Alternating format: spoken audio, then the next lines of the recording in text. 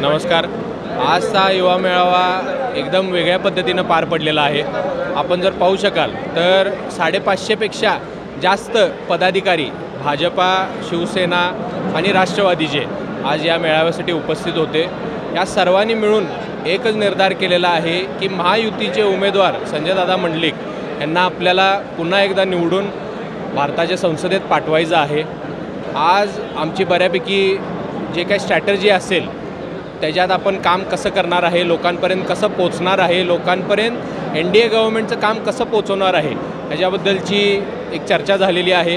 येणाऱ्या काळात आम्ही तालुका वाईज कसे मेळावे घ्यायचे, एक मोठी सभा कशी घ्यायची, चांगले वक्ते आज देशभरातले एनडीएच्या माध्यमातून कसे कोल्हापूरमध्ये येतील ह्याचा आम्ही प्रयत्न करणार आहोत।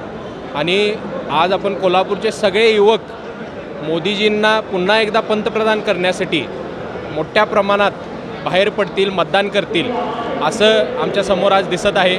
एवढंच बोलतो। आपल्या सर्वांनाही मी मीडियाच्या थ्रू सर्व प्रेक्षकांना आपल्या सांगू इच्छितो की आपण सुज्ञ आहात, कोल्हापूरची जनता आज सुज्ञ आहे। आपण महायुतीचं म्हणा, एनडीए गव्हर्नमेंटचं म्हणा, मागच्या 10 वर्षातलं काम आपण बघत आहोत। त्याला बघून आपण जास्तीत जास्त मताधिक्यानं संजयदादा मंडलिक यांना निवडून देऊ।